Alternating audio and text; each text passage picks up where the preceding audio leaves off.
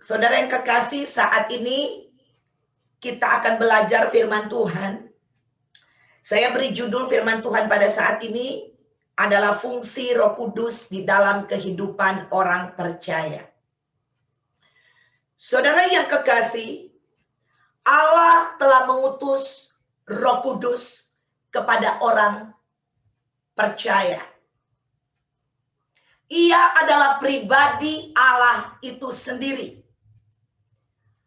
Allah yang juga adalah roh adanya telah dinyatakan kepada dunia ini sejak penciptaan.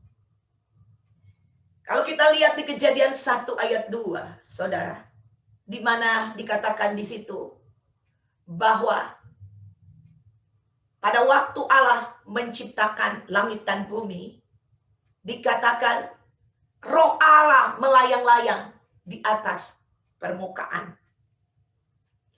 Saudara yang kekasih, roh Allah telah ada sebelum dunia dijadikan dan pada waktu penciptaan dunia dan hari ini sampai selama-lamanya. Saudara, 2000 tahun yang lalu Yesus telah mengirimkan Roh Kudus kepada kita dan hidup di dalam diri orang percaya. Roh Kudus dikirim ke dunia ini untuk menginsyafkan dunia akan dosa, kebenaran, dan penghakiman. Kita bisa lihat itu di Yohanes 16 ayat 8, saudara. Saudara yang kekasih, sebagai umat Tuhan, sebagai orang benar, Tuhan mau kita menjadi penyembah-penyembah yang benar, penyembah di dalam roh dan kebenaran. Mungkin sebagian dari kita kemarin telah mengikuti kelas Lucifer. Saudara yang kekasih, di kelas itu kita bisa melihat bagaimana Lucifer jatuh dan kekosongan yang ada di surga. Saudara, Tuhan mau supaya gereja Tuhan mengisinya. Lucifer adalah tubuhnya adalah alat musik.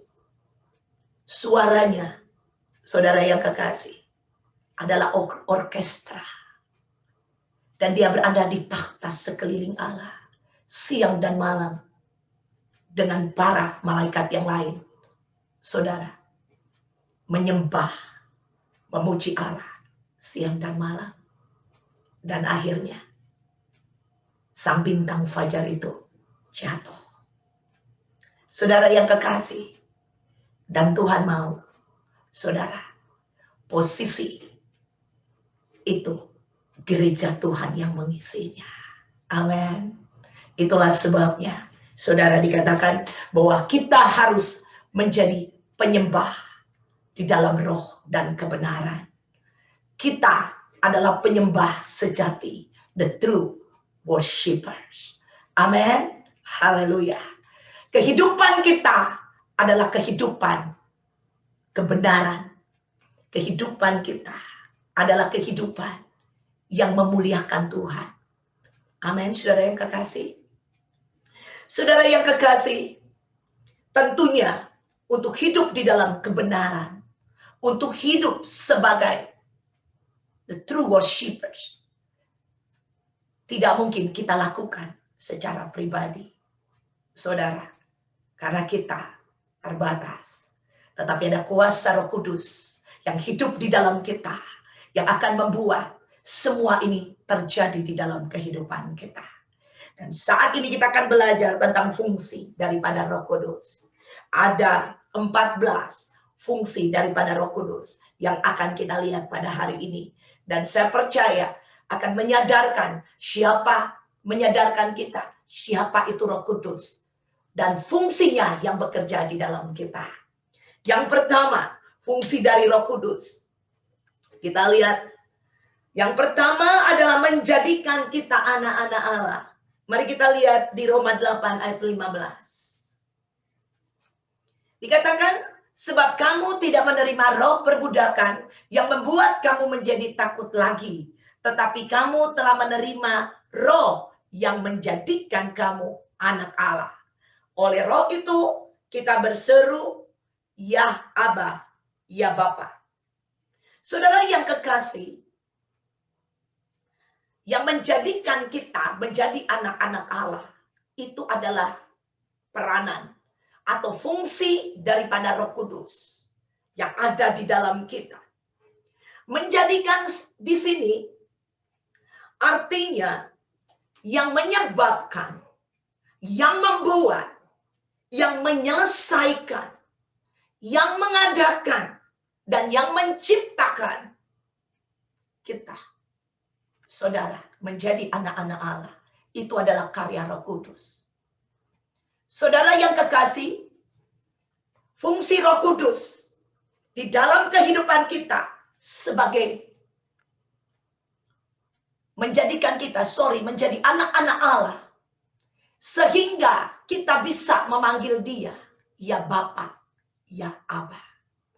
Saudara, tanpa Roh Kudus di dalam kehidupan kita, Anda tidak mungkin dengan saya akan disebut anak-anak Allah. Kita tidak bisa mempergunakan status ini dan memanggil dia Aba, Bapa, tanpa Roh Kudus. Tanpa fungsinya bekerja di dalam kita. Itu yang pertama. Yang kedua, Roh Kudus yang mengerjakan pembaharuan di dalam kita. Kita lihat di Titus 3 ayat 5. Nomor 2, Roh Kudus yang mengerjakan pembaharuan di dalam kita. Pada waktu itu, dia telah menyelamatkan kita. Bukan karena perbuatan baik yang telah kita lakukan. Perhatikan, keselamatan bukan karena perbuatan baik yang kita lakukan. Tetapi karena rahmat-Nya. Oleh permandian kelahiran kembali. Dan oleh pembaharuan yang dikerjakan oleh Roh Kudus. Saudara yang kekasih, di sini kita lihat bahwa Roh Kudus mengerjakan pembaharuan itu di dalam kita. Arti dari mengerjakan adalah Roh Kudus yang melakukan, melaksanakan, yang menjalankan, yang berbuat, dan menyelesaikan itu di dalam kehidupan orang percaya. Pembaharuan yang dikerjakan oleh Roh Kudus berbicara tentang kehidupan baru kita. Kehidupan lama kita telah berlalu. Yang ada adalah kehidupan baru bersama dengan Tuhan. Hidup baru kita adalah hidup baru di dalam kebenaran Allah. Hidup lama kita adalah hidup di dalam dosa. Dan yang membuat pembaharuan ini bisa terjadi, kalau kita bisa hidup baru, itu karena peranan Roh Kudus. Fungsi Roh Kudus bekerja di dalam orang percaya. Nomor 3 saat ini. Nomor 3 adalah memimpin kita dalam seluruh kebenaran.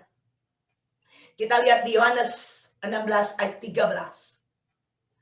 Tetapi apabila ia datang, yaitu Roh kebenaran, ia akan memimpin kamu dalam seluruh kebenaran.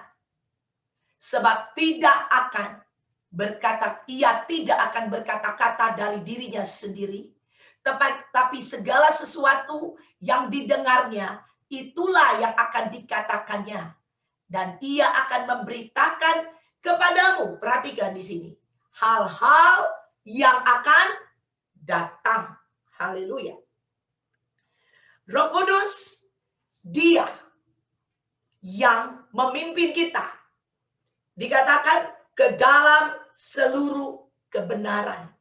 Jadi kalau Anda bisa hidup di dalam kebenaran, Itu karena Roh Kudus yang memimpinmu dan saya.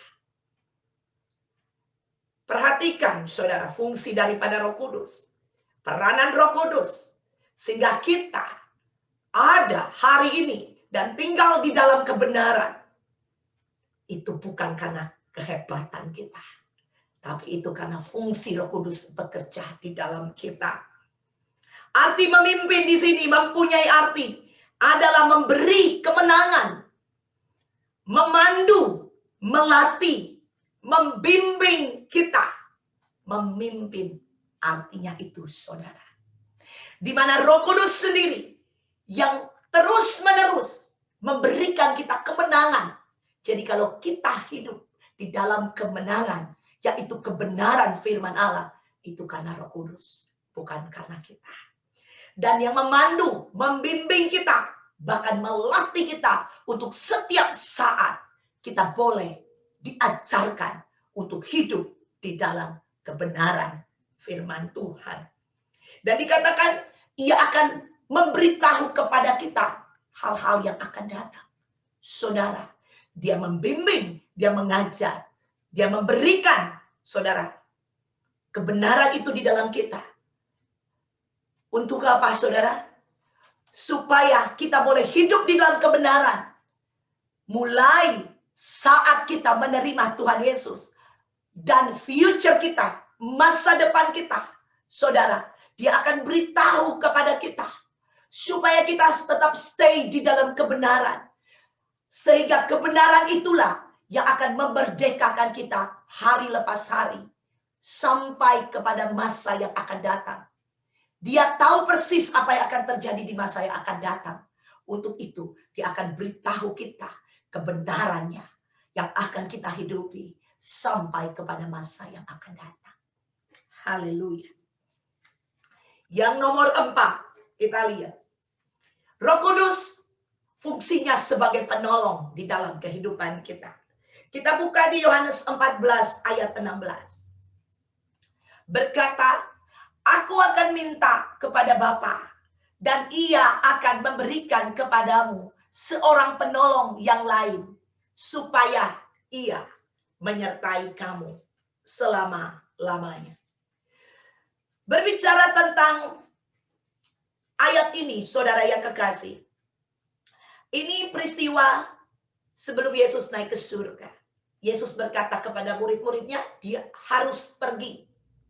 Karena Yesus memakai tubuh manusia waktu dia hidup. Dan tubuh ini membatasi kegerakan Allah.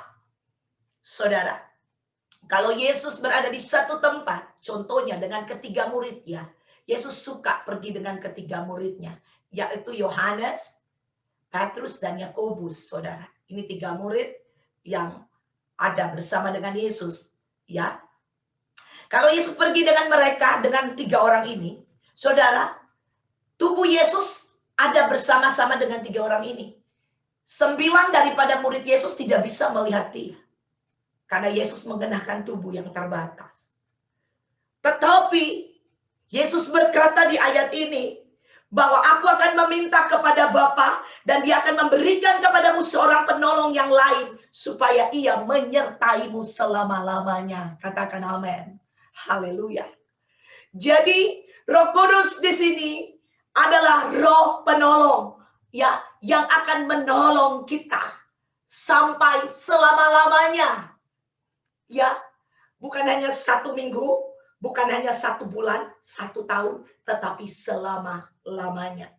Penolong yang dimaksud di sini adalah menolong jiwa kita sehingga kita terlepas dari bahaya maut. Saudara yang kekasih, inilah pertolongan Roh Kudus. Jiwa kita diproteksi, dilindungi oleh Roh Allah. Jiwa berbicara tentang apa? Pikiran, perasaan, kehendak. Amin, saudara. Emosi, itu berbicara jiwa, saudara. Itu diproteksi sehingga terjauh dari, dikatakan sini dijauhkan dari bahaya maut, saudara. Ini artinya. Karena di dunia ini, saudara, Iblis datang untuk mencuri, membunuh, dan membinasakan. Membinasakan di sini artinya maut, saudara. Iblis ingin mengincar semua orang supaya mengalami maut. Tetapi puji nama Tuhan, orang percaya ada Roh Kudus dan fungsinya bekerja di dalam kita. Sehingga kita terhindar yang namanya maut. Amin. Haleluya. Itu yang nomor 4. Nomor 5, saudara yang kekasih, fungsi daripada Roh Kudus. Memberikan kepada kita hikmat dan wahyu. Nomor 5, memberikan kepada kita hikmat dan wahyu. Kita lihat di Efesus 1 ayat 17. Dan meminta kepada Allah, Tuhan kita, Yesus Kristus, yaitu Bapa yang mulia itu, supaya ia memberikan kepadamu. Perhatikan. Memberikan kepadamu apa? Roh hikmat. Jadi hikmat itu bukan sekedar hikmat. Tapi roh hikmat. Jadi roh Allah itu adalah hikmat itu sendiri. Dan wahyu untuk mengenal dia dengan benar. Saudara yang kekasih. Memberikan di sini artinya menyerahkan, membagikan, menyampaikan, atau menyediakan. Saudara, ini luar biasa. Roh hikmat itu, yang adalah Roh Kudus itu, disediakan bagi Allah untuk kita. Diberikan bagi kita. Dan tinggal di dalam kita. Saudara, ada banyak orang bilang, pakai hikmat dong kalau berbicara. Saudara, kalau engkau mau pakai hikmat, izinkan the function of Holy Spirit bekerja di dalam dirimu. Dan engkau akan berjalan dengan hikmat Allah. Saudara tahu cerita di Perjanjian Lama? Salomo, di mana Salomo begitu berhikmat. Saudara, dengan hikmatnya dia bisa membedakan mana yang benar, mana yang tidak benar, saudara. Dan dengan hikmat dia yang luar biasa yang diberikan Allah kepada dia, saudara, bangsa-bangsa datang mempersembahkan emas perak kepada dia karena ingin melihat hikmatnya, saudara, yang diberikan Allah. Nah, saudara, Salomo seperti itu. Tetapi di dalam orang percaya, di dalam gereja Tuhan, ada roh hikmat. Roh Allah itu sendiri, saudara, yang ada di dalam kita. Yang setiap saat menyuplai hikmat itu di dalam kehidupan kita. Sehingga kita boleh berjalan di dalam hikmat itu sendiri. Dan dikatakan di sini, memberi hikmat dan roh hikmat dan pewahyuan. Saudara, pewahyuan. Anda tidak mungkin saudara bisa mengerti firman Allah kalau tidak ada pewahyuan. Kita perlu pewahyuan. Dan setelah diberikan melalui Roh Kudus yang menyuplai pewahyuan itu di dalam kehidupan kita. Untuk itu, kalau Anda membaca firman Allah, Anda harus mengizinkan pewahyuan itu bekerja, Roh Allah bekerja untuk Anda mengerti setiap firman Allah yang disampaikan atau firman Allah yang tertulis, yang Anda lihat bahwa firman Allah yang tertulis ini di Alkitab itu mati, itu buku hanya biasa, ya, itu tulisan biasa. Dia akan menjadi firman Allah yang hidup kalau Anda diwahyukan, dibukakan oleh Roh Kudus itu sendiri di dalam kehidupan. Itu yang nomor 5. Nomor 6. Roh mematikan perbuatan-perbuatan daging dan memberikan kepada kita buah roh. Sekali lagi, Roh Kudus mematikan perbuatan-perbuatan daging dan memberikan kepada kita buah roh. Kita lihat di sini. Sebab jika kamu hidup menurut daging, kamu akan mati. Tetapi jika oleh roh, ya, jadi oleh roh, kamu mematikan perbuatan-perbuatan tubuhmu, kamu akan hidup. Saudara, mematikan di sini artinya tidak bergerak. Kalau angin itu bertiup, tiba-tiba angin itu berhenti. Saudara, ini mematikan. Atau perbuatan menyebabkan dagingnya itu tidak bergerak lagi, tidak beraktivitas lagi. Ini artinya mematikan. Firman Allah dengan jelas, oleh roh kita dapat mematikan perbuatan-perbuatan daging. Jadi kalau kita bisa bilang no terhadap perbuatan daging, itu bukan karena kita, tapi oleh karena roh Allah yang berfungsi di dalam kita, ya, yang membuat kita bisa mematikan perbuatan daging. Haleluya. Dan dikatakan di dalam firman Allah, dan kalau daging itu sudah dimatikan, kita akan hidup. Hidup ini berbicara, saudara, kita tidak terpisah lagi dari Allah. Kalau mati, mau terpisah dari Allah. Hidup, kita bersatu dengan Allah. Amin. Nah, oleh Roh Kudus, saudara, kita akan terus hidup di dalam firman Allah, saudara. Dan kita akan hidup menghasilkan karakter Allah, buah roh itu yang ada di Galatia 5 ayat 22 dan 23, saudara. Ya. Tetapi buah roh ialah kasih, sukacita, damai sejahtera, kesabaran, kemurahan, kebaikan, kesetiaan, kelemah lembutan, penguasaan diri. Tidak ada hukum yang menentang hal-hal ini. Roh Kudus, ini adalah buah roh. Pada waktu kita dihidupkan, saudara, Roh Kudus memproduksi buah roh itu di dalam hidup kita. Namanya buah Roh Kudus, bukan buah kita ya. Jadi jangan bilang, oh saya mau berusaha, mau punya kasih, saya mau berusaha untuk baik. Gak bisa, usahamu sia-sia. Izinkan the function of Holy Spirit bekerja through us, lewat hidup kita. Dan Anda akan melihat buah roh itu akan keluar di dalam hidupmu. Haleluya. Nomor 7, berdasarkan. Nomor 7 adalah Roh Kudus berdoa buat kita. Kita lihat di Roma 8 ayat 26. Demikian juga roh membantu kita dalam kelemahan kita. Sebab kita tidak tahu bagaimana sebenarnya harus berdoa. Tetapi roh sendiri berdoa untuk kita kepada Allah dengan keluhan-keluhan yang tidak terucapkan. Haleluya. Saudara, Roh Kudus berdoa. Artinya roh berdoa di sini. Artinya roh Allah itu yang melaksanakan firman Tuhan buat kita agar kebutuhan kita dapat tercapai atau dijawab oleh Allah. Saudara, berdoa itu adalah firman Tuhan. Betul? Nah, Roh Kudus yang melaksanakan doa ini buat kita.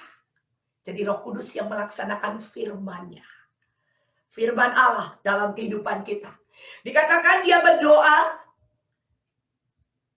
Dikatakan roh membantu kita dalam kelemahan kita. Sebab kita tidak tahu bagaimana sebenarnya harus berdoa. Kita nggak tahu. Jadi jangan sok tahu. Kalau kita tahu bukan karena kita. Harus akui. Itu adalah Roh Kudus perbuatannya. Boleh bilang amin, angkat tangan. Haleluya. Puji Tuhan, saudara. Ya, dan dikatakan tetapi roh sendiri berdoa untuk kita kepada Allah dengan keluhan-keluhan yang tidak terucapkan. Saudara, kalau Anda berdoa, Anda bisa ngucapin sampai sejauh mana sih? Untuk kebutuhanmu. Seseorang yang tadinya tidak punya kendaraan pribadi, dia berdoa. Tuhan tolong supaya saya punya motor. Kalau saya punya motor, saya akan merasa bahagia sekali. Akan merasa dipuaskan. Dan Tuhan memberikan dia sepeda motor. Dia naik beberapa bulan. Lihat lagi. Waduh, motor nih anginnya banyak. Pengen punya mobil. Doa lagi. Tuhan, kalau Tuhan memberikan hamba-Mu ini sebuah mobil, aku akan sangat dipuaskan. Saudara, kita manusia tidak pernah puas. Kita tidak ngerti arti kepuasan. Tapi Roh Allah tahu persis apa yang bisa dipuaskan di dalam hidupmu. Katakan amin. Itulah hal-hal yang tidak bisa terucapkan dari mulut kita. Karena kita hanya sebatas daging kita.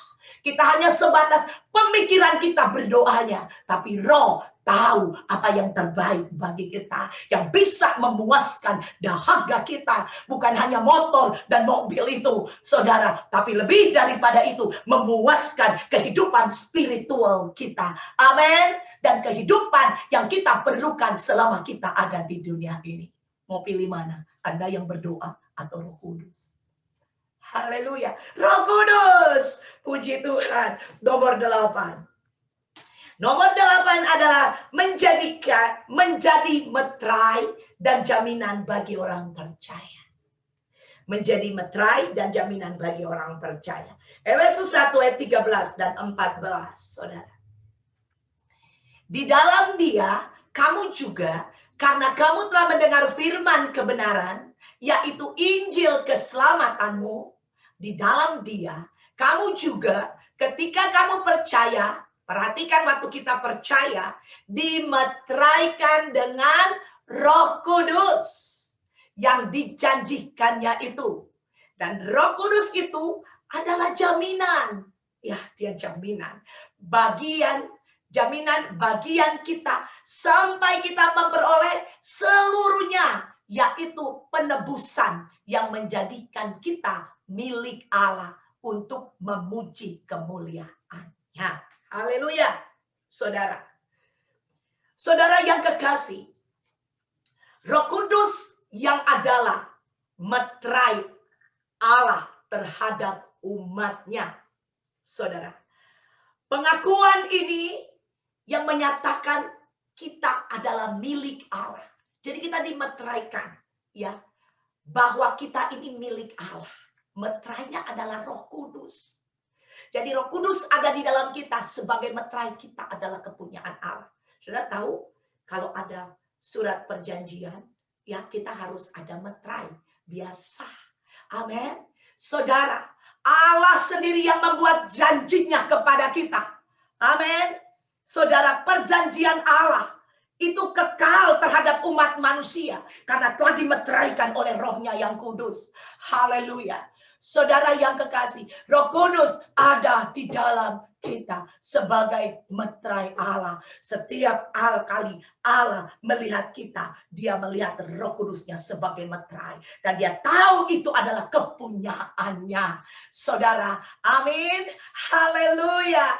Haleluya. Dan perjanjian Allah adalah kekal. Saudara, itulah sebabnya Roh Kudus. Adresnya ada di mana? Di dunia ini ada di dalam diri orang percaya. Suatu hari nanti, kalau gereja Tuhan terangkat, Roh Kudus ikut juga terangkat bersama-sama dengan orang percaya. Amin, saudara yang kekasih, karena dia tinggal di dalam kita. Nah, pada waktu Roh Kudus pergi bersama dengan orang percaya di dunia ini, Roh Lucifer tidak ada lagi lawannya. Maka dia akan menyatakan diri membangun kerajaannya di muka bumi ini. Amin, saudara. Kita semua yang ada Roh Kudus, kita akan pergi bersama dengan dia. Amin. Haleluya. Angkat tangan, saudara. Tanda Anda setuju dengan apa yang saya katakan pada hari ini. Haleluya. Hari itu akan terjadi, saudara. Hari yang penuh kemuliaan. Hari yang penuh kebahagiaan. Tadi dikatakan, ku mau di sana. Pada waktu musuh dikalahkan, ku mau di sana. Amin. Waktu trompet bunyi, ku mau di sana. Haleluya. Dan itu akan terjadi, saudara. Kedatangan Tuhan sudah di ambang pintu. Tetapi puji Tuhan, Roh Kudus tetap ada di dalam kita. Sampai kedatangan Tuhan yang kedua kali nanti. Haleluya. Puji Tuhan. Saudara yang kekasih, Roh Kudus adalah meterai jaminan bagi orang percaya. Enggak ada jaminan yang paling benar, yang paling berkuasa, yang paling efektif di dalam diri orang percaya. Selain Roh Allah. Karena nilainya adalah kekal. Haleluya. Jaminan di dunia ini, aduh, sementara. Makanya jangan mau dijamin dari dunia ini. Saya jamin deh, kalau Anda kerja di sini, Anda pasti sukses. Saya jamin deh, jamin, baru 3 bulan udah keluar. Saya jamin waktu Anda lamar pasti diterima, padahal nggak diterima. Jangan percaya. Tapi kita punya jaminan, Roh Kudus. Itu jaminan Allah dalam hidup kita. Haleluya, haleluya. Yang berikutnya nomor 9. Memberikan kepada kita kuasa untuk menjadi saksinya. Kisah Rasul 1 ayatnya yang ke-8. Kita lihat. Tetapi kamu akan menerima kuasa kalau Roh Kudus turun ke atas kamu. Dan kamu akan menjadi saksiku di Yerusalem dan di seluruh Yudea dan Samaria sampai ke ujung bumi. Haleluya. Saudara, memberi kuasa untuk menjadi saksinya. Jadi kalau kita jadi saksi, bukan karena kita hebat, bukan karena kita berbuat-buat, ya, bukan karena kita berusaha, tetapi Roh Kudus, saudara, yang dikatakan di sini, waktu kita menerima kuasa, kita akan menerima kuasa kalau Roh Kudus turun ke atas kita dan baru kita bisa jadi saksi. Wow, ini fungsi Roh Kudus. Fungsi manusia apa? Saya nggak ada di sini fungsi manusia. Ini fungsi Roh Kudus. Amin. Haleluya. Haleluya. Puji nama Tuhan. Memberikan kita kuasa. Artinya memberikan kita kuasa di sini adalah menguasai diri kita untuk menjalankan kekuasaan Allah kepada atau di dalam dunia ini. Roh Kudus itu sendiri sang pemberi kuasa yang bekerja di dalam kita agar kita dapat menjadi saksi Allah. Haleluya. Haleluya. Itu artinya memberi kepada kita kuasa untuk menjadi saksi. Yang nomor 10, menyertai orang percaya. Kita lihat di Yohanes 14 ayat 17. Yaitu roh kebenaran. Dunia tidak dapat menerima dia. Sebab dunia tidak melihat dia dan tidak mengenal dia. Jadi yang melihat dia dan yang mengenal dia hanya kita. Dunia nggak tahu, saudara. Amin. Tetapi kamu mengenal dia sebab ia menyertai kamu dan akan diam di dalam kamu. Haleluya. Ada amin. Ini dahsyat, saudara. Ini luar biasa. Saudara, menyertai di sini artinya mengiringi kita, membarengi kita, bersama-sama dengan kita, mendampingi kita, ikut serta bersama-sama dengan kita, membela kita, bertanggung jawab terhadap kita, saudara, dan memenuhi keperluan. Haleluya. Ini artinya penyertaan Roh Kudus, saudara. Dan dia dikatakan, dia bukan hanya menyertai kita, saudara, hanya temporary, tetapi dia ada di dalam kita. Haleluya. Dia bersatu dengan kita, dimanapun Ibu Desi berada. Aku tidak sendiri. Ada Roh Kudus bersama dengan aku. Amin. Roh yang lebih besar dari dunia ini, lebih besar dari roh Lucifer dan sepertiga malaikatnya yang sudah jatuh. Roh Kudus lebih besar. Amin. Haleluya. Yang berikutnya, saudara, nomor 11. Menjadi penghibur bagi orang percaya. Yohanes 14 ayat 26. Tetapi penghibur, yaitu Roh Kudus yang akan diutus oleh Bapa dalam namaku, dialah yang akan mengajarkan segala sesuatu kepadamu dan akan mengingatkan.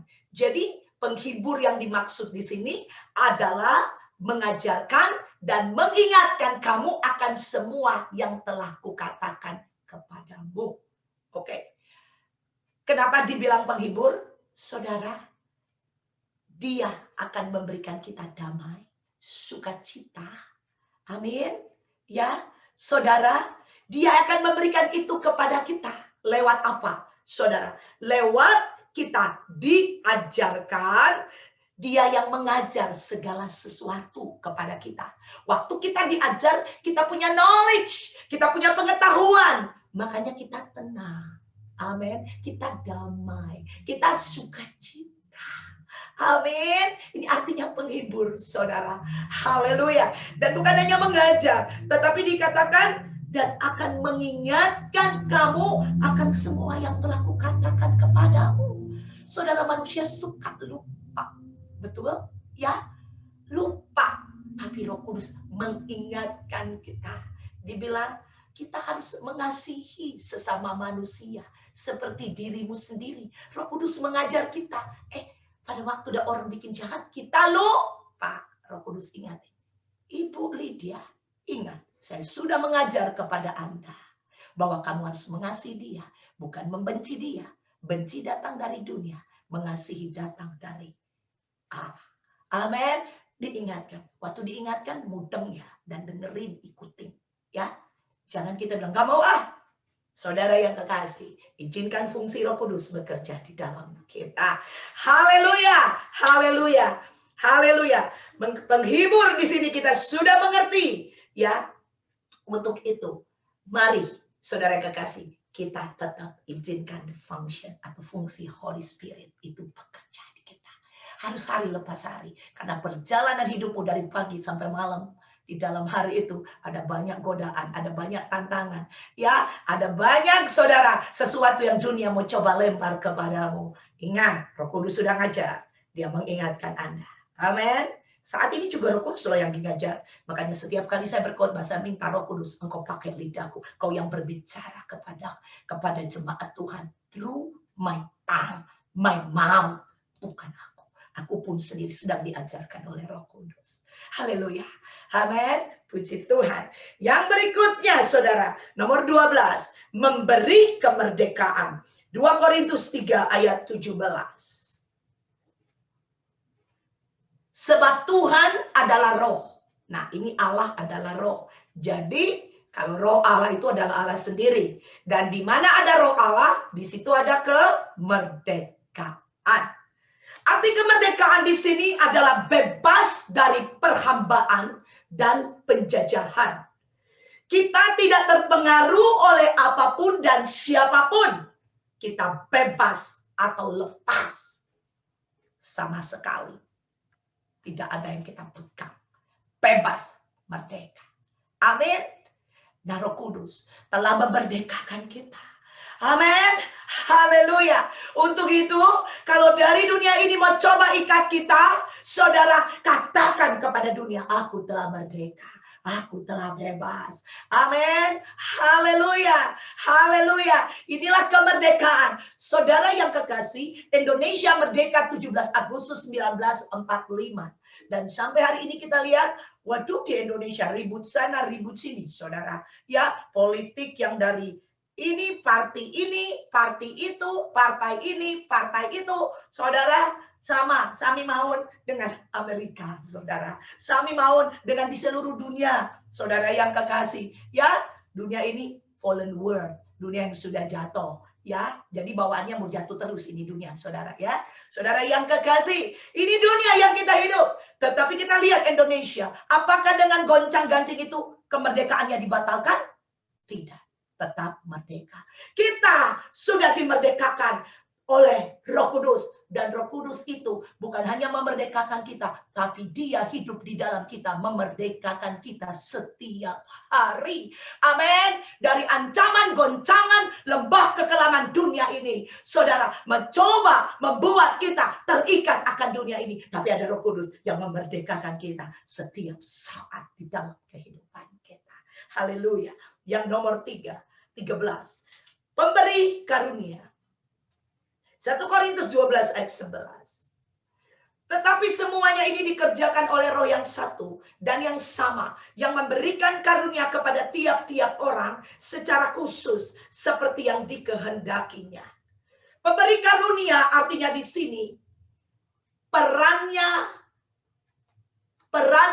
Roh Kudus adalah menjalankan atau memberikan atau menyuplai, memenuhi kita dengan karunia Roh Kudus.